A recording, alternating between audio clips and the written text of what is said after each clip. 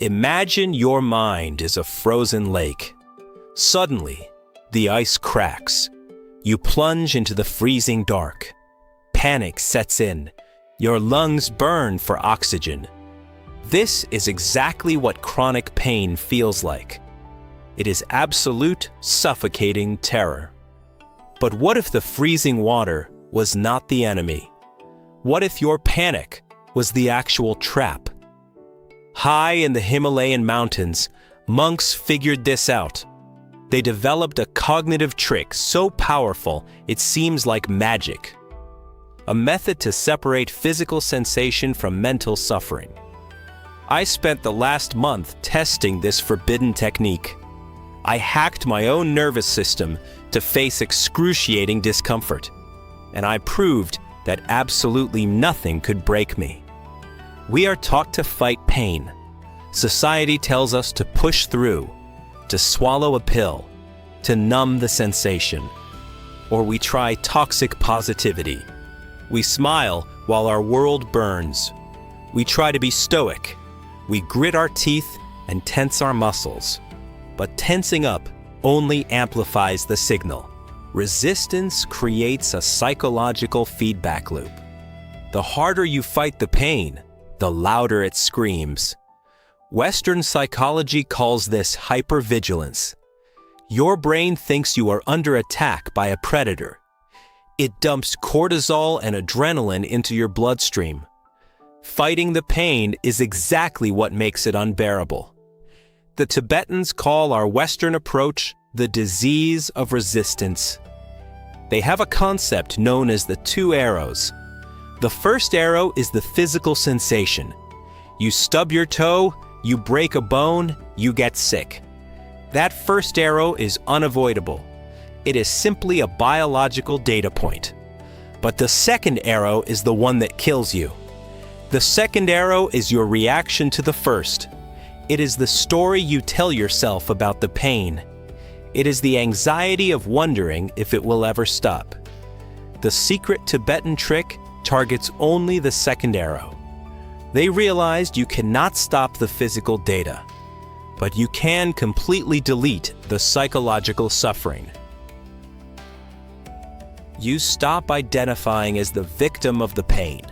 You become the quiet observer of the sensation. How does this actually work in the brain? Let us look at the neuroscience of observation. When you panic, your amygdala lights up like a siren. It hijacks your prefrontal cortex. You lose all rational control. But the Tibetan trick forces a perspective shift. You zoom out from the sensation.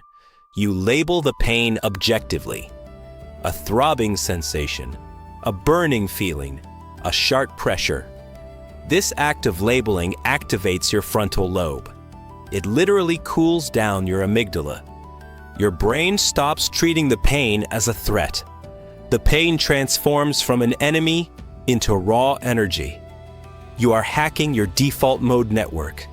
The nervous system stands down, even while the body hurts. The second part of the trick is the most terrifying. You must lean directly into the fire. You do not just observe the pain, you actively invite it closer. This is the paradox of surrender. I tested this with an ice bath challenge. At first, my body screamed to escape, but then I applied the Tibetan protocol. I visualized opening my chest to the freezing cold. I welcomed the agony like an old friend. The moment I stopped resisting, the suffering vanished. The cold was still there. My skin was still freezing, but the psychological terror completely evaporated. I was sitting in ice, entirely at peace. By embracing the pain, I destroyed its power over me. But this technique holds a dangerous trap. Psychologists call it spiritual bypassing. You can use this trick to ignore actual physical damage. Just because you can turn off the suffering does not mean you should ignore a wound. The first arrow still matters. Pain is an evolutionary signal for survival. If you touch a hot stove, you need to pull your hand away. Some people confuse this technique with dissociation. They check out of reality completely. They become numb zombies. True Tibetan detachment is not numbness. It is hyper-awareness without judgment. It is feeling everything, but being disturbed by nothing. If you use this to hide from your problems, it will destroy you. You must use it to face reality, not escape it.